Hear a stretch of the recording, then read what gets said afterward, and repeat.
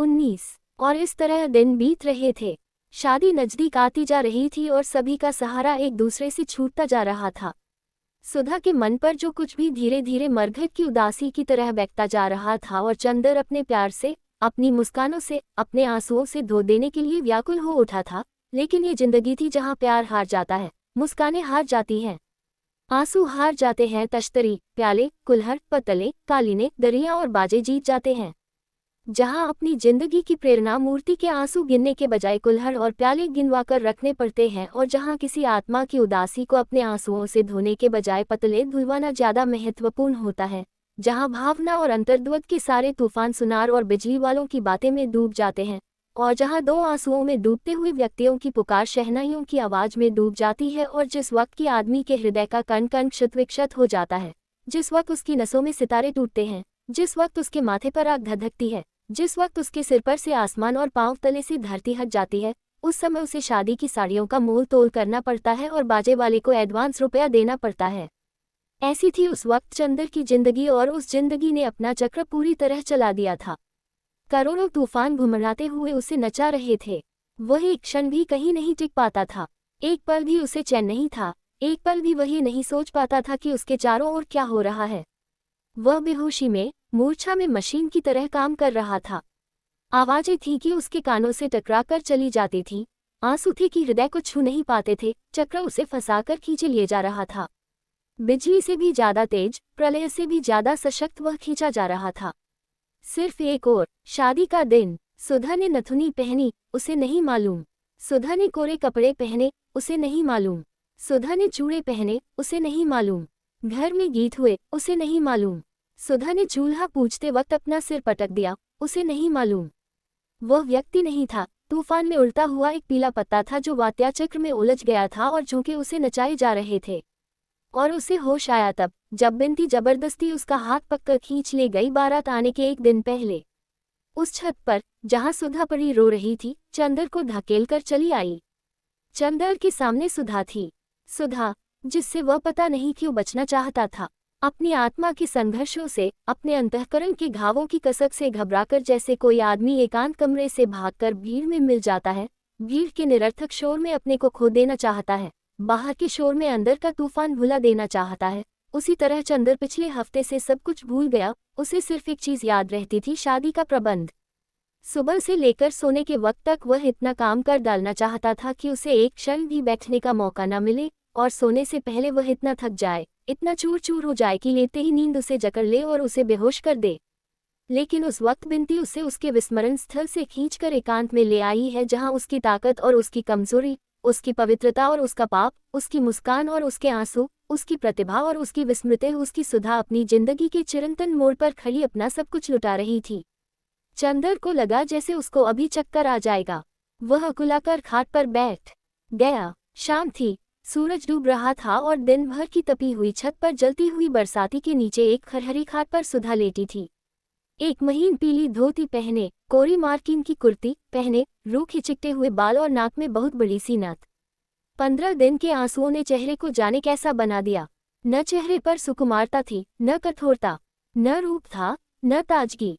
सिर्फ ऐसा लगता था कि जैसा सुधा का सब कुछ लुट चुका है।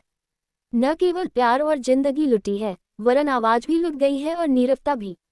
वैभव भी लुट गया और याचना भी। सुधा ने अपने पीले पल्ले से आंसू पोंछे और उठकर बैठ गई। दोनों चुप।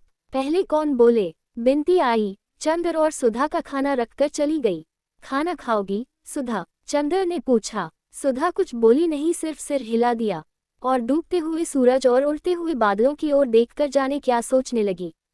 चंदर ने थाली खिसका दी और सुधा को अपनी ओर खींचकर बोला, सुधा, इस तरह कैसे काम चलेगा? तुम्ही को देखकर तो मैं अपना धीरज संभालूंगा, बताओ, और तुम ही ये कर रही हो।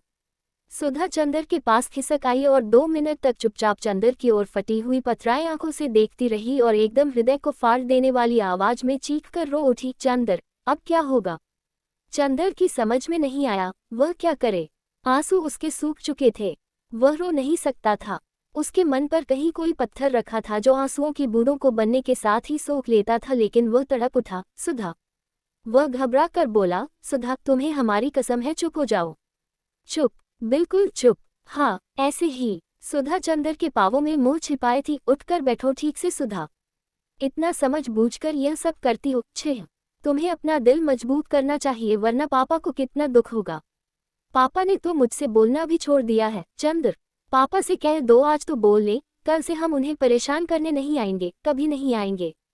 अब उनकी सुधा को सब ले जा रहे हैं, जाने कहाँ ले जा रहे हैं। और फिर वह फफक कर रो पड़ी। चंद्र ने बिंती से पापा को बुलवाया।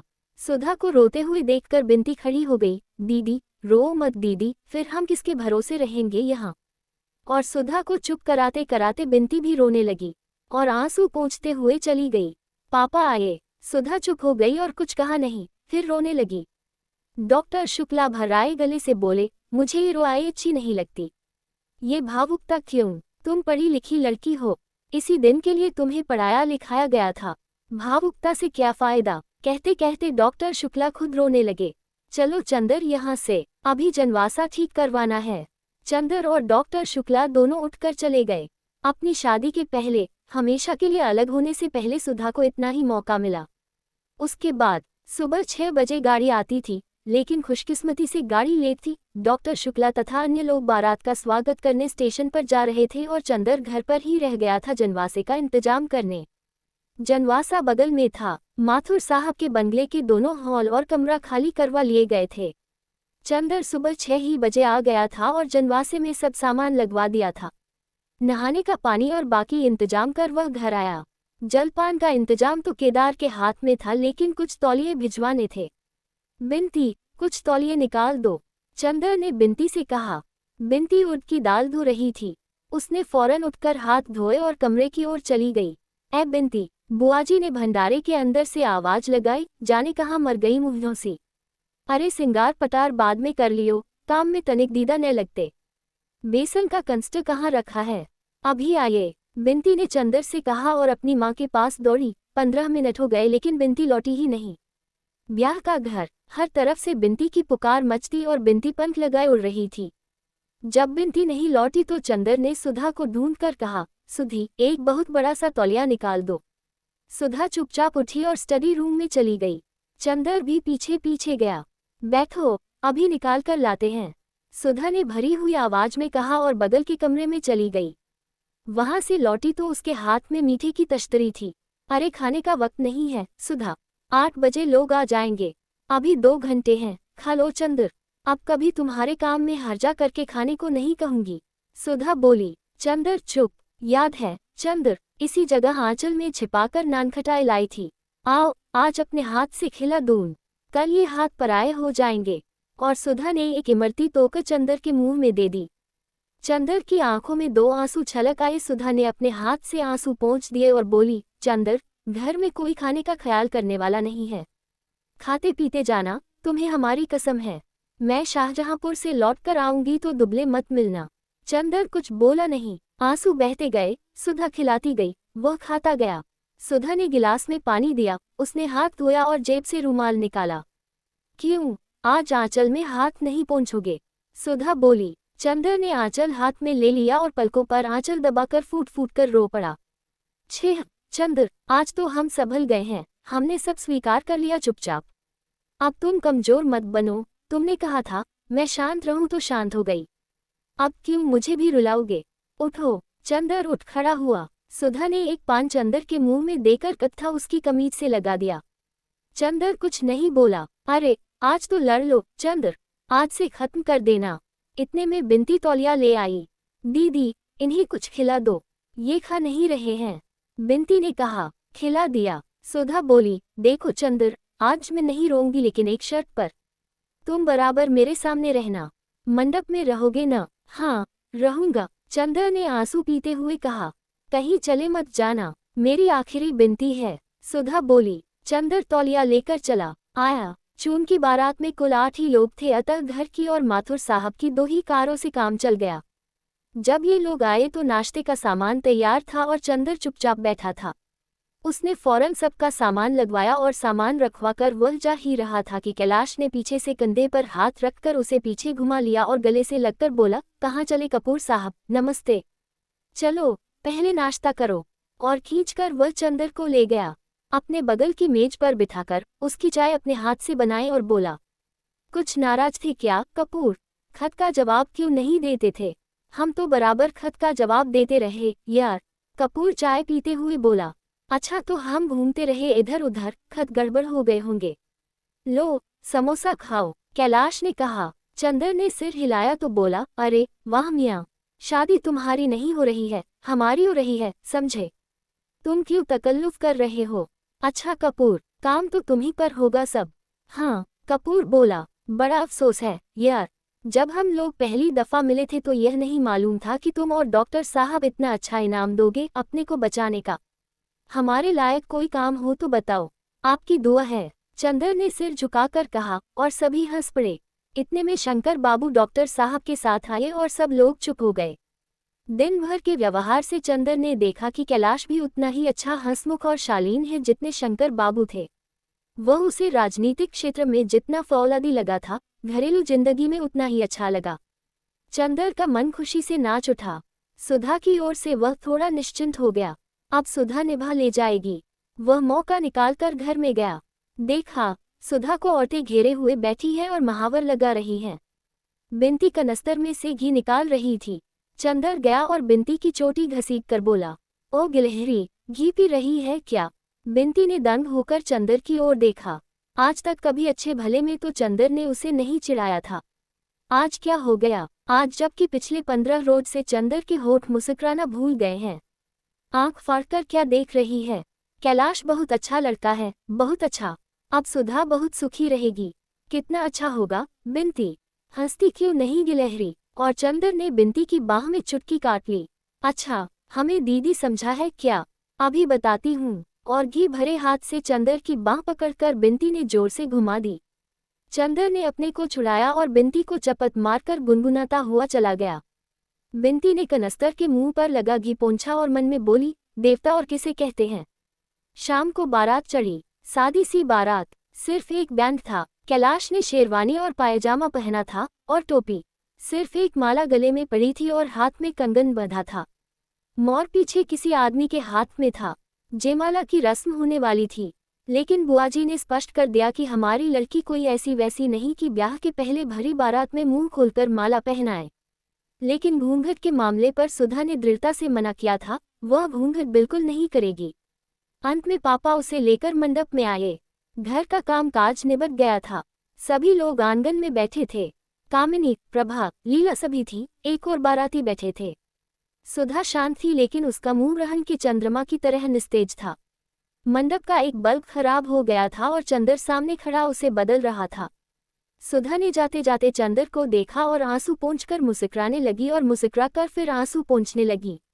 कामिनी, प्रभा, लीला तमाम लड़कियां कैलाश पर फप्तियां कस रही थी। सुधा सिर झुकाए बैठी थी।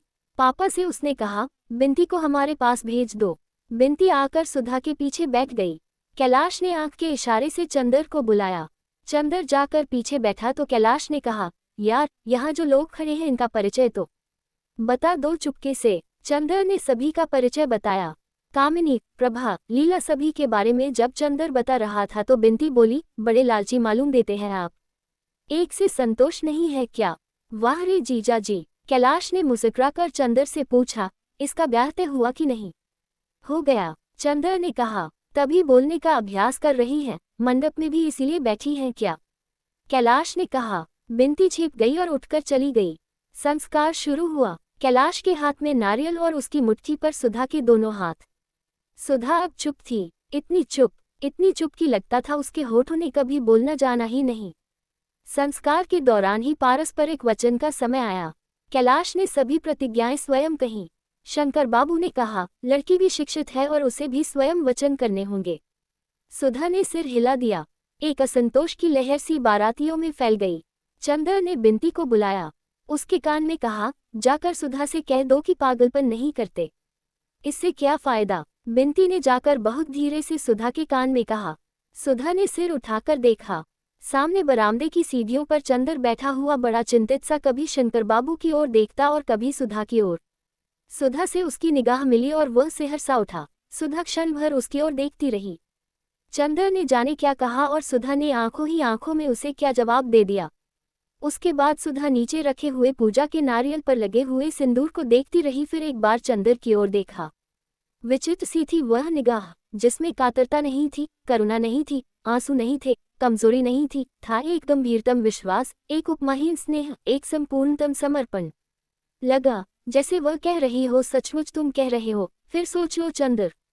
इतने दृढ़ हो, इतने कठोर हो, मुझसे मुंह से क्यों कहलवाना चाहते हो? क्या सारा सुख लूटकर थोड़ी सी आत्मवंचना भी मेरे पास नहीं छोड़ोगे? अच्छा लो मेरे देवता। और उसने हारकर सिसकियों से सने स्वरों में अपने को कैलाश को समर्पित कर दिया, प्रतिज्ञाएं दोहरा दी, और उसके बाद साड़ी का एक छोर खींचकर नथ की डोरी ठीक करने के बहाने उसने आंसू पोंछ लिए। चंदर ने एक गहरी सांस ली और बगल में बैठी हुई बुआजी से कहा, बुआजी अब तो बैठा नहीं जाता। आंखों में जैसे किसी ने मिर्च भर दी हो। जाओ जाओ, सोए रहो, ऊपर खाट बिछी है, कल सुबह 10 बजे विदा करे को है। कुछ खायो पियो न तो पड़े रहा बो, बुआ ने बड़े स्नेह से कहा। चंदर ऊपर गया तो देखा एक खाट पर बिनती आंधी पड़ी सिसक रही है। बिनती बिनती, उसने बिनती को पक्का हिलाया।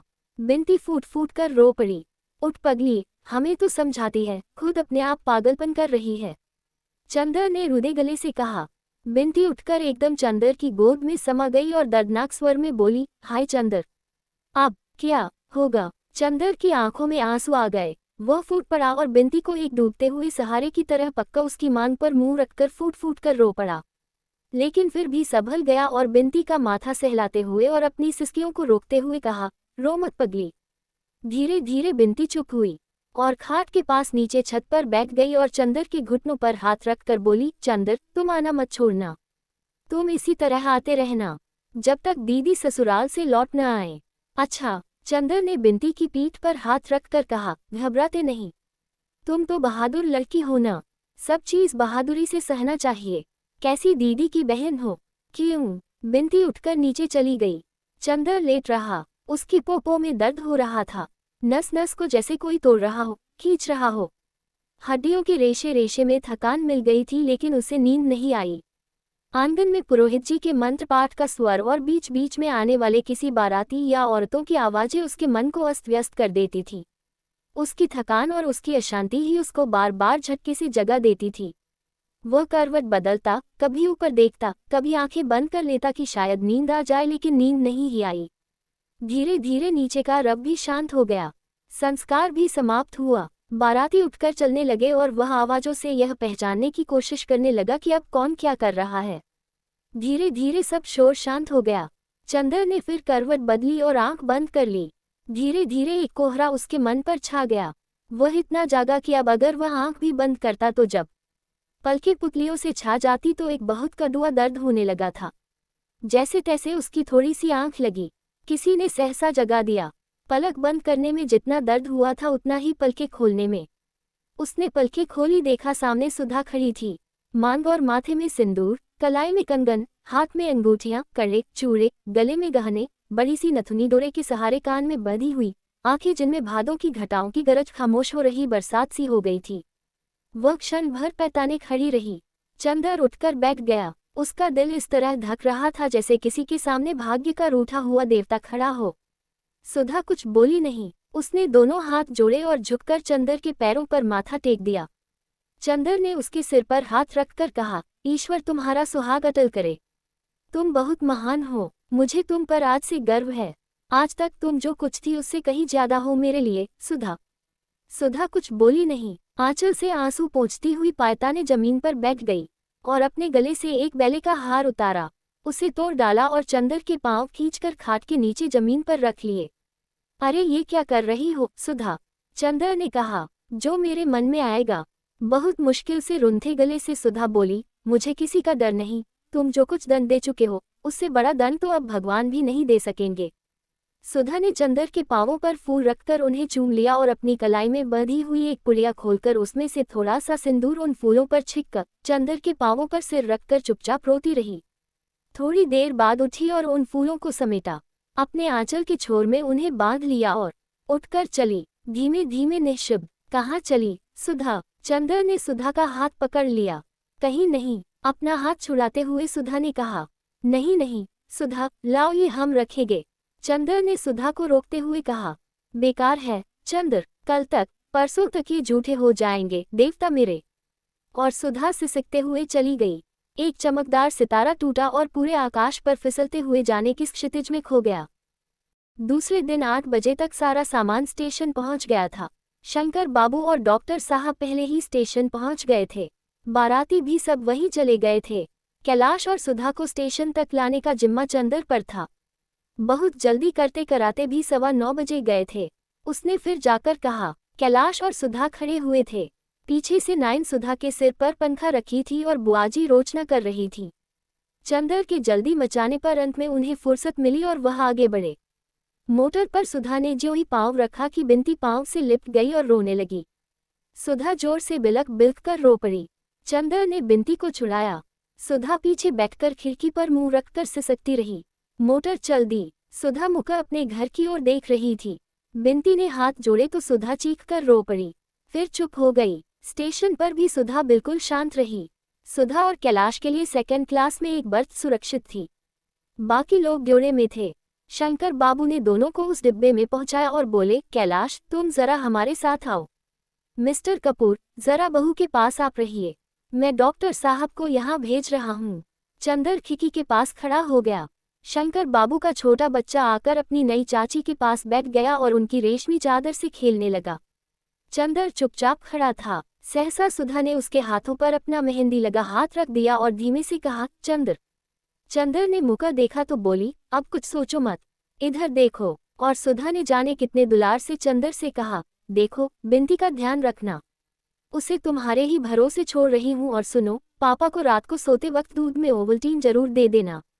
खाने पीने में गड़बड़ी मत करना। यह मत समझना कि सुधा मर गई तो फिर बिना दूध की चाय पीने लगो। हम जल्दी से आ जाएंगे। पम्मी का कोई खत आए तो हमें लिखना। इतने में डॉक्टर साहब और कैलाश आ गए। कैलाश कंपार्टमेंट के बाथरूम में चला गया। डॉक्टर साहब आए और सुधा के सिर पर हाथ रखकर बोले, बेटा आज तेरी माँ होती तो कितना अच्छा होता। और देख, महीने भर में बुला लेंगे तुझे, वहाँ घबराना मत। गाड़ी ने सीटी दी। पापा ने कहा, बेटा अब ठीक से रहना और भावुकता या बचपना मत करना, समझी। पापा ने आंख से रुमाल लगा लिया। विवाह बहुत बड़ा उत्तरदायित्व है। अब तुम्हारी नई जिंदगी है। अब तक बेटी थी, अब बहू हो। सुधा बोली, पापा तुम्हारा ओवल्टीन का डिब्बा शीशे वाली मेज पर है, उसे पी लिया करना। और पापा बिनती को गांव मत भेजना। चंदर को अब घर पर ही बुला लो। तुम अकेले पड़ गए और हमें जल्दी बुला लेना। गार्ड ने सीटी दी। कैलाश ने जल्दी से डॉक्टर साहब के पैर छुए। चंदर से हाथ मिला लिया। सुधा बोली, चंदर ये पुर्जा बिनती को देना और देखो मेरा नतीजा निकले तो तार देना। गाड़ी चल पड़ी। अच्छा पापा, अच्छा चंदर। सुधा ने हाथ जोड़े और खिड़की पर टिककर रोने लगी और बार बार आंसू पोंछ पोंछ कर देखने लगी। गाड़ी प्लेटफॉर्म के बाहर चली गई तब चंदर मुड़ा। उसके बदन में पोपो में दर्द हो रहा था। वह कैसे घर पर पहुंचा उसे मालूम नहीं। द्वितीय खंड 22। चंदर को हफ्ते भर तक होश नहीं रहा। शादी के दिनों में उसे एक नशा था जिसके बल पर वह मशीन की तरह काम करता गया। शादी के बाद इतनी भयंकर थकावट उसकी नसों में कसक उठी कि उसका चलना फिरना मुश्किल हो गया था। वह अपने घर से होटल तक खाना खाने नहीं जा पाता था, बस पड़ा पड़ा सोता रहता। सुबह 9 बजे सोता, 5 बजे उठता, थोड़ी देर होटल में बैठकर फिर वापस आ जाता। चुपचाप छत पर लेटा रहता और फिर सो जाता। उसका मन एक उजड़े हुए नील की तरह था जिसमें से विचार, अनुभूति, स्पंदन और रस के विहंगम कहीं दूर उड़ गए थे। लगता था जैसे वह सब कुछ भूल गया है। सुधा, बिनती, पम्मी, डॉक्टर साहब, रिसर्च थीसिस, सभी कुछ। ये सब चीजें कभी कभी उसके मन में नाच जाती, लेकिन चंदर को ऐसा लगता कि ये किसी ऐसी दुनिया की चीजें हैं जिसको वह भूल गया है, जो उसकी स्मृति पटल से मिट चुकी है। कोई ऐसी दुनिया जो कभी थी, कहीं थी, लेकिन किसी भयंकर जल प्रलय ने जिसका कण कण ध्वस्त कर दिया था। उसकी दुनिया अपनी छत तक सीमित थी। छत के चारों ओर की ऊंची दीवारों और उन 4 दीवारों से बंधे हुए आकाश के चौकोर टुकड़े तक ही उसके मन की उड़ान बंध गई थी। उजाला पाक था। पहले वह लुब्धक तारे की रोशनी देखता, फिर धीरे धीरे चांद की दूधिया रोशनी सफेद कफन की तरह छा जाती और वह मन में थके हुए स्वर जैसे चांदनी को ओढ़ता हुआ सा कहता, सो जा मुर्दे, सो जा। छठे दिन उसका मन कुछ ठीक हुआ। थकावट जो एक केंचुल की तरह उस पर छाई हुई थी, धीरे धीरे उतर गई और उसे लगा जैसे मन में कुछ टूटा हुआ सा दर्द कसक रहा है। ये दर्द क्यों है, कैसा है, यह उसके कुछ समझ में नहीं आता था। 5 बजे थे लेकिन धूप बिल्कुल नहीं थी। पीले उदास बादलों की एक झीनी तह ने ढलते हुए आषाढ़ के सूरज को बक लिया था। हवा में एक ठंडक आ गई थी, लगता था कि झोंके किसी वर्षा के देश से आ रहे हैं। वह उठा, नहाया और बिंती के घर चल पड़ा। डॉक्टर शुक्ला लना पर हाथ में किताब लिए टहल रहे थे। 5 दिनों में जैसे वह बहुत बूढ़े हो गए थे। बहुत झुके हुए से निस्तेज चेहरा, डिब्बाई आंखें और चाल में जैसे उम्र थक गई हो। उन्होंने चंदर का स्वागत भी उस तरह नहीं किया जैसे पहले करते थे। सिर्फ इतना बोले, चंदर, 2 दफे ड्राइवर को भेजकर बुलाया तो मालूम हुआ तुम सो रहे हो। अब अपना सामान यहीं ले आओ। और वे बैठकर किताब उलट पलट कर देखने लगे। अभी तक वे बूढ़े थे, उनका व्यक्तित्व तरुण था। आज लगता था जैसे उनके व्यक्तित्व पर झुर्रियां पड़ने लगी हैं, उनके व्यक्तित्व की कमर भी झुक गई है। चंदर कुछ नहीं बोला, चुपचाप खड़ा रहा। सामने आकाश पर एक अजब सी जर्दी छा रही थी। डॉक्टर साहब ने किताब बंद की और बोले, सुना है, कॉलेज के प्रिंसिपल आ गए हैं। जाऊं जरा उनसे तुम्हारे बारे में बात कराऊं। तुम जाओ, सुधा का खत आया है बिंती के पास। बुआ जी हैं? चंदर ने पूछा। नहीं, आज ही सुबह तो गईं। हम लोग कितना रोकते रहे लेकिन उन्हें कहीं और चैन ही नहीं पड़ता। बिंती को बड़ी मुश्किल से रोका मैंने। और डॉक्टर साहब गराज की ओर चल पड़े। चंदर भीतर गया। सारा घर इतना सुनसान था, इतना भयंकर सन्नाटा कि चंदर के रोए रोए खड़े हो गए। शायद मौत के बाद का घर भी इतना नीरव और इतना भयानक न लगता होगा जितना यह शादी के बाद का घर। सिर्फ रसोई से कुछ खटपट की आवाज आ रही थी। बिंती, चंदर ने पुकारा। बिंती चौके में थी। वह निकल आई। बिंती को देखते ही चंदर दंग हो गया। वह लड़की इतनी दुबली हो गई थी कि जैसे बीमार हो। रो रोकर उसकी आंखें सूज गई थी और होठ मोटे पड़ गए थे। चंदर को देखते ही उसने कड़ाही उतारकर नीचे रख दी और बिखरी हुई लंटें सुधारकर आंचल ठीक कर बाहर निकल आई। कमरे से खींचकर एक चौकी आंगन में डालकर चंदर से बहुत उदास स्वर में बोली, बैठिए। घर कितना सूना लग रहा है बिंती, तुम अकेले कैसे रहती होगी? चंदर ने कहा। बिंती की आंखों में आंसू छलछला आए। बिंती, रोती क्यों हो? छे, मुझे देखो, मैं कैसे पत्थर बन गया हूँ।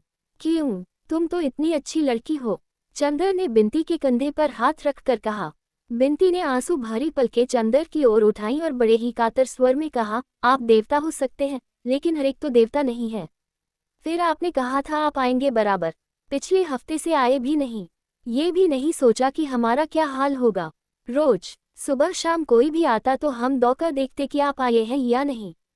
दीदी आपकी थी, बस उन तक आपका रिश्ता था। हम तो आपके कोई नहीं हैं। नहीं बिंती, इतने थक गए थे कि हम कहीं आने जाने की हिम्मत ही नहीं पड़ती थी। बुआजी को जाने क्यों दिया तुमने? उन्हें रोक लेती। चंदर ने कहा। अरे, वह थी तो रोने भी नहीं देती थी। मैं 2-3 दिन तक रोई तो मुझ पर बहुत बिगड़ी और महाराज इनसे बोली, हमने तो ऐसी लड़की ही नहीं देखी। बड़ी बहन का ब्याह हो गया तो मारे जलन के दिन रात आंसू बहा बहाकर अमंगल बनाती है। जब वक्त आएगा तभी शादी करेंगे कि अभी ही किसी के साथ निकाल दूं। बिंती ने एक गहरी सांस लेकर कहा, आप समझ नहीं सकते कि जिंदगी कितनी खराब है। अब तो हमारी तबीयत होती है कि मर जाएं। अभी तक दीदी थी, सहारा दे रहती थी, हिम्मत बंधाए रहती थी, अब तो कोई नहीं हमारा। छह, ऐसी बातें नहीं करते बिंती, महीने भर में सुधा आ जाएगी। और माँ की बातों का क्या बुरा मानना, आप लड़की होते तो समझते चंदर बाबू। बिंती बोली और जाकर एक तश्तरी में नाश्ता ले आई। लो, दीदी कह गई थी कि चंदर के खाने पीने का ख्याल रखना, लेकिन ये किसको मालूम था कि दीदी के जाते ही चंदर गैर हो जाएंगे। नहीं बिंती, तुम गलत समझ रही हो। जाने क्यों एक अजीब सी खिन्नता मन में आ गई थी। कुछ करने की तबीयत ही नहीं होती थी। आज कुछ तबीयत ठीक हुई तो सबसे पहले तुम्हारे ही पास आया। बिंती, अब सुधा के बाद मेरा है ही कौन सिवा तुम्हारे? चंदर ने बहुत उदास स्वर में कहा। तभी न, उस दिन मैं बुलाती रह गई और आप ये गए, वह गए और आंख से ओझल। मैंने तो उसी दिन समझ लिया था कि अब पुराने चंदर बाबू बदल गए। बिंती ने रोते हुए कहा। चंदर का मन भर आया था, गले में आंसू अटक रहे थे, लेकिन आदमी की जिंदगी भी कैसी अजब होती है। वह रो भी नहीं सकता था, माथे पर दुख की रेखा भी झलकने नहीं दे सकता था, इसलिए कि सामने कोई ऐसा था जो खुद दुखी था और सुधा की थाती होने के नाते बिंती को समझाना उसका पहला कर्तव्य था। बिंती के आंसू रोकने के लिए वह खुद अपने आंसू पी गया और बिंती से बोला, लो कुछ तुम भी खाओ। बिंती ने मना किया तो उसने अपने हाथ से बिंती को खिला दिया। बिंती चुपचाप खाती रही और रह रहकर आंसू पोंछती रही। इतने में महाराजन आई। बिंती ने चौके के काम समझा दिए और चंदर से बोली, चलिए ऊपर चलें। चंदर ने चारों ओर देखा। घर का सन्नाटा वैसा ही था। सहसा उसके मन में एक अजीब सी बात आई। सुधा के साथ कभी भी कहीं भी वह जा सकता था, लेकिन बिंती के साथ छत पर अकेले जाने में क्यों उसके अंतःकरण ने गवाही नहीं दी। वह चुपचाप बैठा रहा। बिंती कुछ भी हो, कितनी ही समीप क्यों न हो, बिंती सुधा नहीं थी, सुधा नहीं हो सकती थी। नहीं, यही ठीक है, चंदर बोला। बिंती गई, सुधा का पत्र ले आई। चंदर का मन जाने कैसा होने लगा। लगता था जैसे अब आंसू नहीं रुकेंगे। उसके मन में सिर्फ इतना आया कि अभी 72 घंटे पहले सुधा यहीं थी, इस घर की प्राण थी। आज लगता है जैसे इस घर में सुधा थी ही नहीं। आंगन में अंधेरा होने लगा था। वह उठकर सुधा के कमरे के सामने पड़ी हुई कोच पर बैठ गया और बिंती ने बत्ती जला दी। खत छोटा सा था। डॉक्टर चंदर बाबू, क्या तुम कभी सोचते थे कि तुम इतनी दूर होगे और मैं तुम्हें खत लिखूंगी? लेकिन खैर, अब तो घर में चैन की बंसी बजाते होंगे। एक अकेले में ही कॉटेज ऐसी खटक रही थी, उसे भी तुमने निकाल फेंका। अब तुम्हें न कोई परेशान करता होगा, न तुम्हारे पढ़ने लिखने में बाधा पहुंचती होगी। अब तो तुम एक महीने में 10-12 थीसिस लिख डालोगे। जहां दिन में 24 घंटे तुम आंख के सामने रहते थे, वहां अब तुम्हारे बारे में एक शब्द सुनने के लिए तड़प उठती हूँ। कई दफे तबीयत आती है कि जैसे बिंती से तुम्हारे बारे में बातें करती थी वैसे ही इनसे, तुम्हारे मित्र से तुम्हारे बारे में बातें करूं, लेकिन ये तो जाने कैसी कैसी बातें करते हैं। और सब ठीक है, यहाँ बहुत आज़ादी है मुझे। मांझी भी बहुत अच्छी हैं, पर्दा बिल्कुल नहीं करती। अपने पूजा के सारे बर्तन पहले ही दिन हमसे मौजवाए। देखो, पापा का ध्यान रखना। और बिंती को जैसे मैं छोड़ आई हूँ उतनी ही मोटी रहे। मैं महीने भर बाद आकर तुम्ही से बिंती को वापस लूंगी, समझे? यह न करना कि मैं न रहूं तो मेरे बजाय बिंती को रुला रुलाकर, कुड़ा कुड़ाकर मार डालो, जैसी तुम्हारी आदत है। चाय ज्यादा मत पीना। खत का जवाब फौरन, तुम्हारी सुधा। चंदर ने चिट्ठी एक बार फिर पढ़ी, 2 बार पढ़ी और बार बार पढ़ता गया। हल्के हरे कागज पर छोटे छोटे काले अक्षर जाने कैसे लग रहे थे, जाने क्या कह रहे थे। छोटे छोटे अर्थात कुछ उनमें अर्थ था जो शब्द से भी ज्यादा गंभीर था। युगों पहले व्याकरणों ने उन शब्दों के जो अर्थ निश्चित किए थे, सुधा की कलम से जैसे उन शब्दों को एक नया अर्थ मिल गया था। चंदर बेसुध सा तन्मय होकर उस खत को बार बार पढ़ता गया और किस समय वे छोटे छोटे नादान अक्षर उसके हृदय के चारों ओर कवच जैसे बौद्धिकता और संतुलन के लौह पत्र को चीरकर अंदर बिंद गए और हृदय की धड़कनों को मरोड़ना शुरू कर दिया। ये चंदर को खुद नहीं मालूम हुआ जब तक कि उसकी पलकों से एक गर्म आंसू खत पर नहीं टपक पड़ा। लेकिन उसने बिंती से वह आंसू छिपा लिया और खत मोड़कर बिंती को दे दिया। बिंती ने खत लेकर रख लिया और बोली, अब चलिए खाना खा लीजिए। चंदर इनकार नहीं कर सका। महाराजन ने थाली लगाई और बोली, भदिया नीचे अब बहन आंगन धोवा जाए, आप जाए के ऊपर खाए लेव। चंदर को मजबूरन ऊपर जाना पड़ा। बिंती ने खाट बिछा दी, एक स्टूल डाल दिया, पानी रख दिया और नीचे थाली लाने चली गई। चंदर का मन भारी हो गया था। ये वही जगह है, वही खाट है जिस पर शादी की रात वह सोया था। इसी के पैताने सुधा आकर बैठी थी, अपने नए सुहाग में लिपटी हुई सी। यहीं पर सुधा के आंसू गिरे थे। बिंती थाली लेकर आई और नीचे बैठकर पंखा करने लगी। हमारी तबीयत तो है ही नहीं खाने की, बिंती, चंदर ने भर्राए हुए स्वर में कहा। अरे, बिना खाए पिए कैसे काम चलेगा? और फिर आप ऐसा करेंगे तो हमारी क्या हालत होगी? दीदी के बाद और कौन सहारा है? खाए। और बिंती ने अपने हाथ से एक और बनाकर चंदर को खिला दिया। चंदर खाने लगा। चंदर चुप था, वह जाने क्या सोच रहा था। बिंती चुपचाप बैठी पंखा झल रही थी। क्या सोच रहे हैं आप? बिंती ने पूछा। कुछ नहीं, चंदर ने उतनी ही उदासी से कहा। नहीं बताएगा, बिंती ने बड़े कातर स्वर से कहा। चंदर एक फीकी मुस्कान के साथ बोला, बिंती, अब तुम इतना ध्यान न रखा करो, तुम समझती नहीं, बाद में कितनी तकलीफ होती है। सुधा ने क्या कर दिया है ये वह खुद नहीं समझती। कौन नहीं समझता? बिंती एक गहरी सांस लेकर बोली, दीदी नहीं समझती या हम नहीं समझते? सब समझते हैं, लेकिन जाने मन कैसा पागल है कि सब कुछ समझकर धोखा खाता है। अरे दही तो आपने खाया ही नहीं। वह पूरी लाने चली गई। 23 और इस तरह दिन कटने लगे। जब आदमी अपने हाथ से आंसू मोल लेता है, अपने आप दर्द का सौदा करता है, तब दर्द और आंसू तकलीफ देह नहीं लगते। और जब कोई ऐसा हो जो आपके दर्द के आधार पर आपको देवता बनाने के लिए तैयार हो और आपके एक एक आंसू पर अपने 100 आंसू बिखेर दे, तब तो कभी कभी तकलीफ भी भली मालूम देने लगती है। लेकिन फिर भी चंदर के दिन कैसे कट रहे थे यह वही जानता था। लेकिन अकबर के महल में जलते हुए दीपक को देखकर अगर किसी ने जाड़े की रात जमुना के घुटनों घुटनों पानी में खड़े होकर काट दी, तो चंदर अगर सुधा के प्यारे प्यारे खतों के सहारे समय काट रहा था तो कोई ताज्जुब नहीं। अपने अध्ययन में प्रौढ़, अपने विचारों में उदार होने के बावजूद चंदर अपने स्वभाव में बच्चा था, जिससे जिंदगी कुछ भी करवा सकती थी बशर्ते जिंदगी को यह आता हो कि इस भोले भाले बच्चे को कैसे बहलावा दिया जाए। बहलावे के लिए मुस्कानें ही जरूरी नहीं होती हैं, शायद आंसुओं से मन जल्दी बहल जाता है। बिनती के आंसुओं में चंदर सुधा की तस्वीर देखता था और बहल जाता था।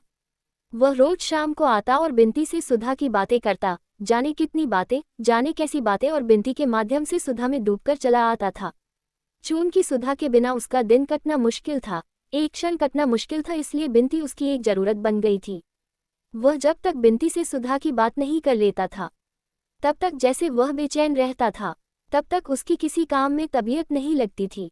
जब तक सुधा सामने रही, कभी भी उसे यह नहीं मालूम हुआ कि सुधा का क्या महत्व है उसकी जिंदगी में। आज जब सुधा दूर थी तो उसने देखा कि सुधा उसकी सांसों से भी ज्यादा आवश्यक थी उसकी जिंदगी के लिए। लगता था वह एक क्षण सुधा के बिना जिंदा नहीं रह सकता।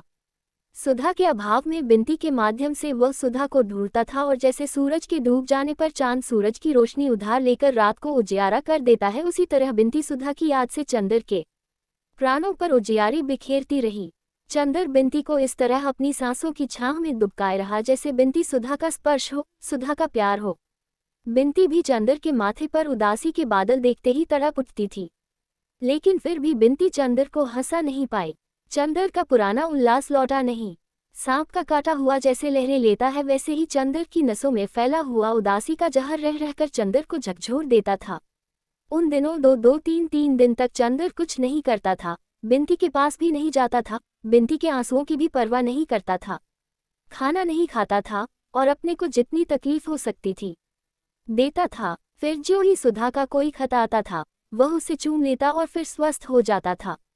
बिनती चाहे जितना करे, लेकिन चंदर की इन भयंकर उदासी की लहरों को चंदर से छीन नहीं पाई थी। चांद कितनी कोशिश क्यों न करे, वह रात को दिन नहीं बना सकता। लेकिन आदमी हंसता है, दुख दर्द सभी में आदमी हंसता है। जैसे हंसते हंसते आदमी की प्रसन्नता थक जाती है, वैसे ही कभी कभी रोते रोते आदमी की उदासी थक जाती है और आदमी करवट बदलता है, ताकि हंसी की छांव में कुछ विश्राम कर फिर वह आंसुओं की कड़ी धूप में चल सके। ऐसी ही एक सुबह थी जबकि चंदर के उदास मन में आ रहा था कि वह थोड़ी देर हंस भी ले। बात यूँ हुई थी कि उसे शैली की एक कविता बहुत पसंद आई थी, जिसमें शैली ने भारतीय मलयज को संबोधित किया है। उसने अपना शैली कीट्स का ग्रंथ उठाया और उसे खोला तो वही आम के अचार के दाग सामने पड़ गए जो सुधा ने शरारतन डाल दिए थे। बस वह शैली की कविता तो भूल गया और उसे याद आ गई आम की फांक और सुधा की शरारत से भरी शोक आंखें। फिर तो एक के बाद दूसरी शरारत प्राणों में उठकर चंदर की नसों को बुदबुदाने लगी, और चंदर उस दिन जाने क्यों हंसने के लिए व्याकुल हो उठा। उसे ऐसा लगा जैसे सुधा की ये दूरी, यह अलगाव सभी कुछ झूठ है। सच तो वे सुनहले दिन थे जो सुधा की शरारतों से मुस्कुराते थे, सुधा के दुलार में जगमगाते थे। और कुछ भी हो जाए, सुधा उसके जीवन का एक ऐसा अमर सत्य है जो कभी भी डगमगा नहीं सकता। अगर वह उदास होता है, दुखी होता है, तो वह गलत है। वह अपने ही आदर्श को झूठा बना रहा है, अपने ही सपने का अपमान कर रहा है। और उसी दिन सुधा का खत भी आया, जिसमें सुधा ने साफ साफ तो नहीं पर इशारे से लिखा था कि वह चंदर के भरोसे ही किसी तरह दिन काट रही थी। उसने सुधा को एक पत्र लिखा, जिसमें वही शरारत, वही खिंचाने की बातें थीं जो वह हमेशा सुधा से करता था, लेकिन जिसे वह पिछले 3 महीने में भूल गया था। उसके बाद वह बिनती के यहाँ गया। बिनती अपनी धोती में क्रोशिया की बेल टांक रही थी। ले गिलहरी, तेरी दीदी का खत लाओ, मिठाई खिलाओ। हम काहे को खिलाएं, आप खिलाए जो खिले पड़े हैं आज। बिनती बोली, हम क्यों खिलाएंगे, यहाँ तो सुधा का नाम सुनते ही तबीयत कुड़ जाती है। अरे चलिए, आपका घर मेरा देखा है, मुझसे नहीं बन सकते आप। बिनती ने मुंह चिढ़ाकर कहा, आज बड़े खुश हैं। हाँ। बिनती एक गहरी सांस लेकर चंदर चुप हो गया। कभी कभी उदासी भी थक जाती है। और मुंह झुकाकर बैठ गया। क्यों, क्या हुआ? बिनती ने चंदर की बाह में सुई चुभो दी। चंदर चौंक उठा। हमारी शक्ल देखते ही आपके चेहरे पर मुहर्रम छा जाता है। अजी नहीं, आपका मुखमंडल देखकर तो आकाश में चंद्रमा भी लज्जित हो जाता होगा, श्रीमती बिनती विदुषी। चंदर ने हंसकर कहा। आज चंदर बहुत खुश था। बिंती लजा गई और फिर उसके गालों में फूल के कटोरे खिल गए और उसने चंदर के कंधे से फिर सुई चुभोकर कहा, आपको एक बड़े मजे की बात बतानी है आज। क्या? फिर हंसिएगा मत और चिढ़ाएगा नहीं। बिंती बोली, कुछ तेरे ब्याह की बात होगी। चंदर ने कहा, नहीं, ब्याह की नहीं, प्रेम की। बिंती ने हंसकर कहा और झेप गई। अच्छा, गिलहरी को ये रोग कब से? चंदर ने हंसकर पूछा, अपनी मांझी की शक्ल देखी है न, काटकर कुएं में फेंक देंगी तुझे। अब क्या करें, कोई सिर पर प्रेम मर ही दे तो। बिंती ने बड़े आत्मविश्वास से कहा, थी बड़ी खुले स्वभाव की लड़की। आखिर कौन अभागा है वह, जरा नाम तो सुने। चंदर बोला, हमारे महाकवि मास्टर साहब। बिंती ने हंसकर कहा, अच्छा, ये कब से? तूने पहले तो कभी बताया नहीं, अब तो जाकर हमें मालूम हुआ। पहले सोचा दीदी को लिख दें, फिर कहा वहां जाने किसके हाथ में चिट्ठी पड़े, तो सोचा तुम्हें बता दें। हुआ क्या आखिर? चंदर ने पूछा। बात ये हुई कि पहले तो हम दीदी के साथ पढ़ते थे, तब तो मास्टर साहब कुछ नहीं बोलते थे। इधर जब से हम अकेले पढ़ने लगे तब से कविताएं समझाने के बहाने दुनिया भर की बातें करते रहे। एक बार स्कंदगुप्त पढ़ाते पढ़ाते बड़ी ठंडी सांस लेकर बोले, काश कि आप भी देवसेना बन सकती। बड़ा गुस्सा आया मुझे, मन में आया कह दूं कि मैं तो देवसेना बन जाती, लेकिन आप अपना कवि सम्मेलन का पेशा छोड़कर स्कंदगुप्त कैसे बन पाएंगे। लेकिन फिर मैंने कुछ कहा नहीं, दीदी से सब बात कह दी। दीदी तो है ही लापरवाह, कुछ कहा ही नहीं उन्होंने। और मास्टर साहब वैसे अच्छे हैं, पढ़ाते भी अच्छा हैं, लेकिन ये फितूर जाने कैसे उनके दिमाग में चढ़ गया। बिंती बड़े सहज स्वभाव से बोली, लेकिन इधर क्या हुआ? चंदर ने पूछा। अभी कल आए, एक हाथ में उनके एक मोटी सी कॉपी थी। दे गए तो देखा वह उनकी कविताओं का संग्रह है और उसका नाम उन्होंने रखा है बिंती। अभी आते होंगे, क्या करें कुछ समझ में नहीं आता। अभी तक दीदी के भरोसे हमने सब छोड़ दिया था, वह पता नहीं कब आएंगी। अच्छा लाओ, वह संग्रह हमें दे दो, चंदर ने कहा, और बिसुरिया से कह देना वह चंदर के हाथ पड़ गया। फिर कल सुबह तुम्हें मजा दिखलाएंगे, लेकिन हाँ, ये पहले बता दो कि तुम्हारा तो कुछ झुकाव नहीं है उधर, वरना बाद में हमें कोसो। चंदर ने छेड़ते हुए कहा, अरे हाँ, मुसलमान भी हो तो बहना के संग, कवियों से प्यार लगाकर कौन बवालत पाले। बिंती ने झेपते हुए कहा। 24 दूसरे दिन सुबह पहुंचा तो बिसुरिया साहब पढ़ा रहे थे। बिसुरिया की शक्ल पर कुछ मायूसी, कुछ परेशानी, कुछ चिंता थी। उसको बिंती ने बता दिया कि संग्रह चंदर के पास पहुंच गया है। चंदर को देखते ही वह बोला, अरे कपूर, क्या हाल है? और उसके बाद अपने को निर्दोष बताने के लिए फौरन बोला, कहो, हमारा संग्रह देखा है? हाँ देखा है, जरा आप इन्हें पढ़ा लीजिए, आपसे कुछ जरूरी बातें करनी हैं। चंदर ने इतने कठोर स्वर में कहा कि बिसुरिया के दिल की धड़कनें डूबने सी लगी। वह कांपती हुई आवाज में बहुत मुश्किल से अपने को संभालते हुए बोला, कैसी बातें? कपूर, तुम कुछ गलत समझ रहे हो। कपूर एक उपेक्षा की हंसी हंसा और चला गया। डॉक्टर साहब पूजा करके उठे थे। दोनों में बातें होती रहीं। उनसे मालूम हुआ कि अगले महीने में संभवतः चंदर की नियुक्ति हो जाएगी और 3 दिन बाद डॉक्टर साहब खुद सुधा को लाने के लिए शाहजहांपुर जाएंगे। उन्होंने बुआजी को पत्र लिखा है कि यदि वह आ जाएं तो अच्छा है, वरना चंदर को 2-3 दिन बाद यहीं रहना पड़ेगा क्योंकि बिंती अकेली है। चंदर की बात दूसरी है, लेकिन और लोगों के भरोसे डॉक्टर साहब बिंती को अकेले नहीं छोड़ सकते। अविश्वास आदमी की प्रवृत्तियों को जितना बिगाड़ता है, विश्वास आदमी को उतना ही बनाता है। डॉक्टर साहब चंदर पर जितना विश्वास करते थे, सुधा चंदर पर जितना विश्वास करती थी और इधर बिंती उस पर जितना विश्वास करने लगी थी, उसके कारण चंदर के चरित्र में इतनी दृढ़ता आ गई थी कि वह फौलाद बन गया था। ऐसे अवसरों पर जब मनुष्य को गंभीरतम उत्तरदायित्व सौंपा जाता है, तब स्वभावतः आदमी के चरित्र में एक विचित्र सा निखार आ जाता है। ये निखार चंदर के चरित्र में बहुत उभर कर आया था और यहाँ तक कि बुआजी अपनी लड़की पर अविश्वास कर सकती थी, वह भी चंदर को देवता ही मानती थी, बिंती पर, और चाहे जो बंधन हो, लेकिन चंदर के हाथ में बिंती को छोड़कर वे निश्चिंत थी। डॉक्टर साहब और चंदर बैठे बातें कर ही रहे थे कि बिंती ने आकर कहा, चलिए, मास्टर साहब आपका इंतजार कर रहे हैं। चंदर उठ खड़ा हुआ। रास्ते में बिंती बोली, हमसे बहुत नाराज हैं, कहते हैं तुम्हें हम ऐसा नहीं समझते थे। चंदर कुछ नहीं बोला, जाकर बिसुरिया के सामने कुर्सी पर बैठ गया। तुम जाओ बिंती। बिंती चली गई तो चंदर ने कहा बहुत गंभीर स्वरों में, बिसुरिया साहब, आपका संग्रह देखकर बहुत खुशी हुई, लेकिन मेरे मन में सिर्फ एक शंका है। ये बिंती नाम के क्या माने हैं? बिसुरिया ने अपने गले की टाई ठीक की। वह गर्मी में भी टाई लगाता था और दिन में नाइट कैप पहनता था। टाई ठीक कर, खैखार कर बोला, मैं भी यही समझता था कि आपको ये गलतफहमी होगी। लेकिन वास्तविक बात यह है कि मुझे मध्यकाल की कविता बहुत पसंद है, खासतौर में उसमें बिनती प्रार्थना शब्द बड़ा मधुर है। मैंने ये संग्रह तो बहुत पहले तैयार किया था। मुझे बड़ा ताज्जुब हुआ जब मैं बिनती से मिला। मैंने उनसे कहा कि यह संग्रह भी बिनती नाम का है। फिर मैंने उन्हें लाकर दिखला दिया। चंदर मुस्कुराया और मन ही मन कहा, है बिसरिया बहुत चालाक। लेकिन खैर मैं हार नहीं मान सकता, और बहुत गंभीर होकर बैठ गया। तो ये संग्रह इस लड़की के नाम पर नहीं है? बिल्कुल नहीं। और बिनती के लिए आपके मन में कहीं कोई आकर्षण नहीं? बिल्कुल नहीं। छह, आप मुझे क्या समझते हैं? बिसरिया बोला। छह, मैं भी कैसा आदमी हूँ, माफ करना बिसरिया। मैंने व्यर्थ में शक किया। बिसरिया यह नहीं जानता था कि ये दांव इतना सफल होगा। वह खुशी से फूल उठा। सहसा चंदर ने एक गहरी सांस ली। क्या बात है चंदर बाबू? बिसरिया ने पूछा। कुछ नहीं बिसरिया, आज तक मुझे तुम्हारी प्रतिभा, तुम्हारी भावना, तुम्हारी कला पर विश्वास था, आज से उठ गया। क्यों? क्यों क्या? अगर बिनती जैसी लड़की के साथ रहकर भी तुम उसके आंतरिक सौंदर्य से अपनी कला को अभिसिंचित न कर सके तो तुम्हारे मन में कलात्मकता है, यह मैं विश्वास नहीं कर पाता। तुम जानते हो, मैं पुराने विचारों का संकीर्ण बड़ा बुजुर्ग तो हूँ नहीं, मैं भी भावनाओं को समझता हूँ। मैं सौंदर्य पूजा या प्यार को पाप नहीं समझता और मुझे तो बहुत खुशी होती यह जानकर कि तुमने ये कविताएं बिनती पर लिखी हैं, उसकी प्रेरणा से लिखी हैं। यह मत समझना कि मुझे इससे जरा भी बुरा लगता। ये तो कला का सत्य है। पाश्चात्य देशों में तो लोग हर कवि को प्रेरणा देने वाली लड़कियों की खोज में वर्षों बिता देते हैं, उसकी कविता से ज्यादा महत्व उसकी कविता के पीछे रहने वाले व्यक्तित्व को देते हैं। हिंदुस्तान में पता नहीं क्यों हम नारी को इतना महत्वहीन समझते हैं, या डरते हैं, या हम में इतना नैतिक साहस नहीं है। तुम्हारा स्वभाव, तुम्हारी प्रतिभा किसी हालत में मुझे विदेश के किसी कवि से कम नहीं लगती।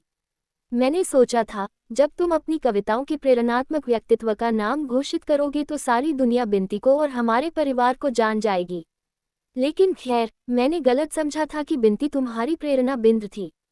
और चंदर चुपचाप गंभीरता से बिसरिया की संग्रह की पृष्ठ उल्टने लगा। बिसरिया के मन में कितनी उथल पुथल मची हुई थी। चंदर का मन इतना विशाल है, यह उसे कभी नहीं मालूम था। यहाँ तो कुछ छिपाने की जरूरत ही नहीं, और जब चंदर इतनी स्पष्ट बातें कर रहा है तो बिसरिया क्यों छिपाए? कपूर, मैं तुमसे कुछ नहीं छिपाऊंगा। मैं कह नहीं सकता कि बिनती जी मेरे लिए क्या हैं। शेक्सपियर की मिरांडा, प्रसाद की देवसेना, दांते की बीएट्रिस, कीट्स की फैनी और सूर की राधा से बढ़कर माधुर्य अगर मुझे कहीं मिला है तो बिनती में। इतना डूब गया मैं बिनती में कि एक कविता भी नहीं लिख पाया। मेरा संग्रह छपने जा रहा था तो मैंने सोचा कि इसका नाम ही क्यों न बिनती रखें। चंदर ने बड़ी मुश्किल से अपनी हंसी रोकी। दरवाजे के पास छिपी खड़ी हुई बिनती खिलखिलाकर हंस पड़ी। चंदर बोला, नाम तो बिनती बहुत अच्छा सोचा तुमने, लेकिन सिर्फ एक बात है, मेरे जैसे विचार के लोग सभी नहीं होते। अगर घर के और लोगों को यह मालूम हो गया, मसलन डॉक्टर साहब को, तो वह न जाने क्या कर डालेंगे। इन लोगों को कविता और उसकी प्रेरणा का महत्व ही नहीं मालूम। उस हालत में अगर तुम्हारी बहुत बेइज्जती हुई तो न हम कुछ बोल पाएंगे न बिनती। डॉक्टर साहब पुलिस को सौंप दे, यह अच्छा नहीं लगता। वैसे मेरी राय है कि तुम बिनती ही नाम रखो, बड़ा नया नाम है, लेकिन ये समझ लो कि डॉक्टर साहब बहुत सख्त हैं इस मामले में। बिसरिया की समझ में नहीं आता था कि वह क्या करे। थोड़ी देर तक सिर खुजलाता रहा, फिर बोला, क्या राय है कपूर तुम्हारी?